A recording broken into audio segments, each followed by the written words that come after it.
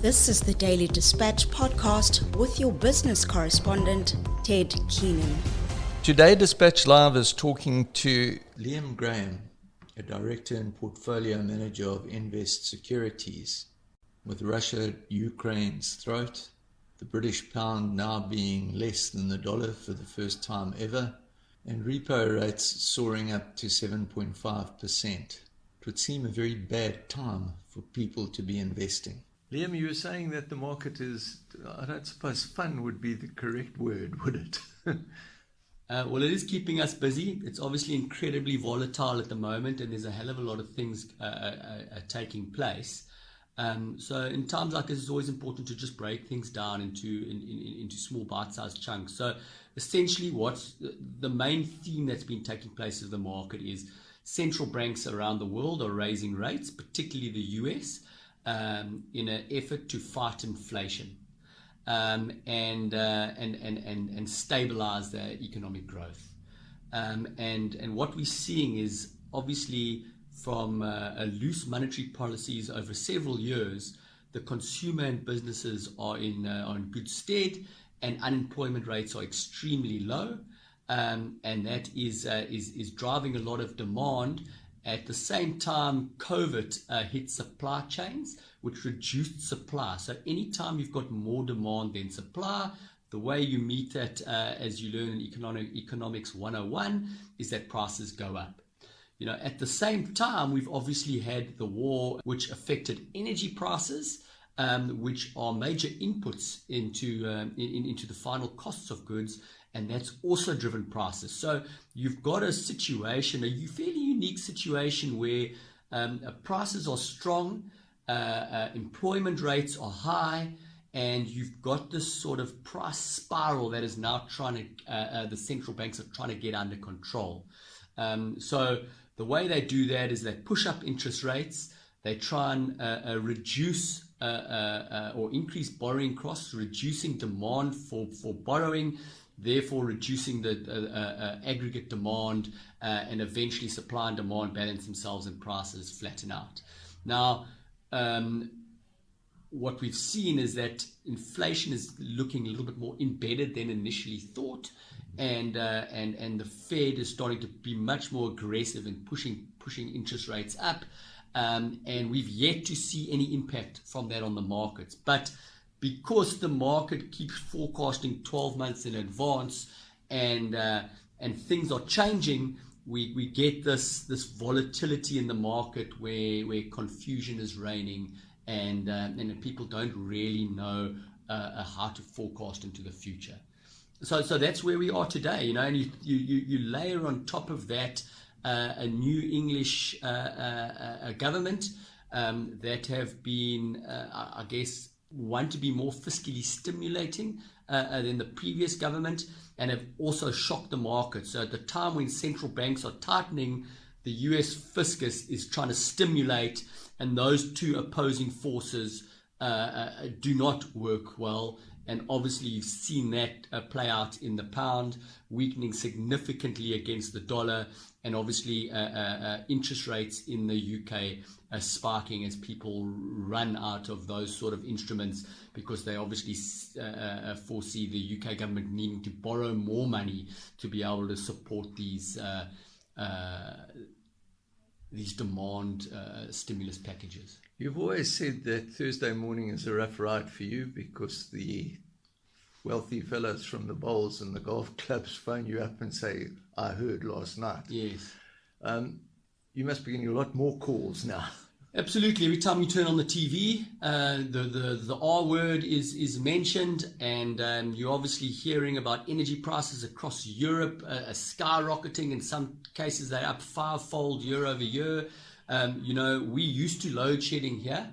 You're going to get a situation come January, February next year where the UK and Europe could potentially also to be doing electricity rationing practices. So you know, the news flow is not great.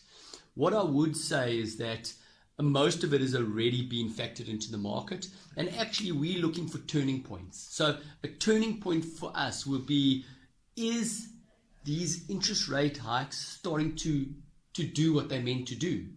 And the way they break this inflation cycle is to break the wage inflation cycle. And how you do that is you increase unemployment. So you make it so that demand ceases to grow, and therefore an employer does not need to hire anymore because he doesn't need to meet increasing demand. And it makes it hard for, if he's not hiring, for a staff member to say, oh, if the job market's not great anymore, I'm no longer going to go ask for my raise and really threaten my employer with leaving if I'm not sure my job is going to be around. So they need to inflict that sort of pain into the market. Whether they can do it without pushing us into a recession, we'll wait and see. But the minute we see unemployment rate rising is the minute we know we're at the beginning of the end, because their processes are starting to take impact. And I think that's the point where you really want to be involved in the equity market.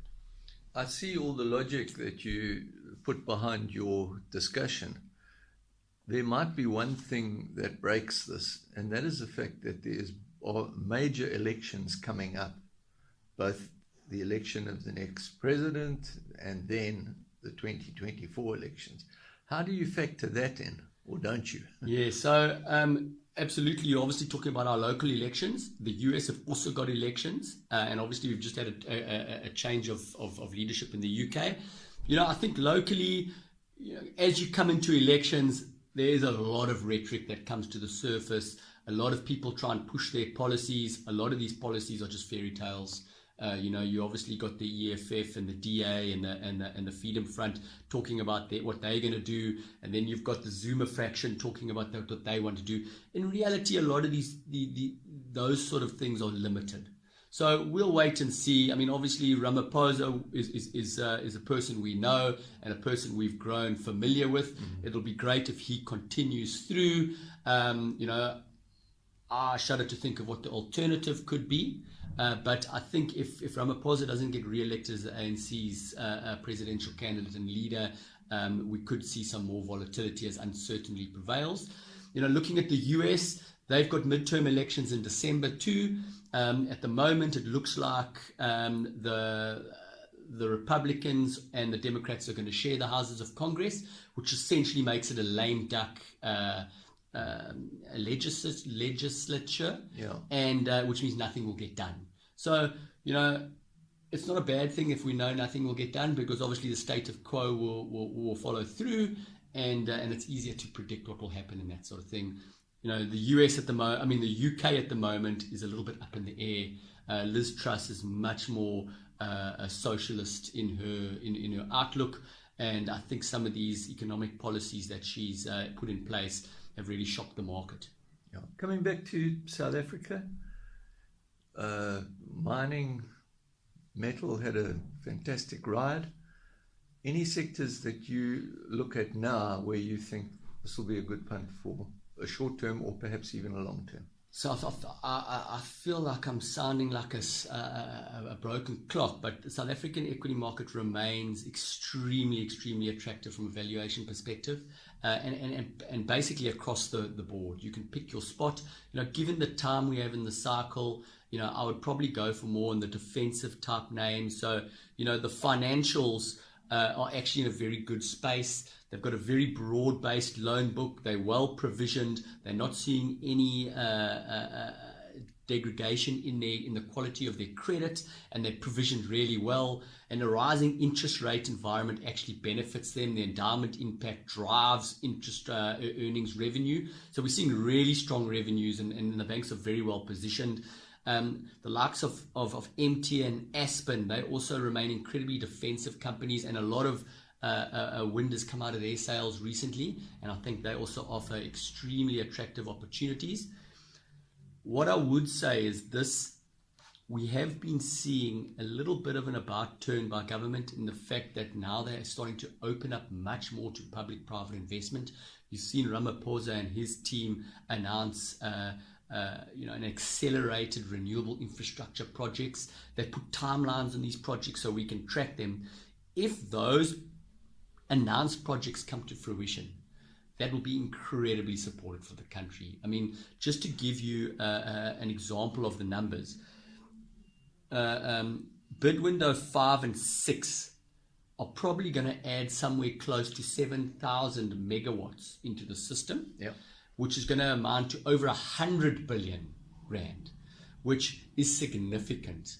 If you think about it, banks' loan books are about 2.2 trillion.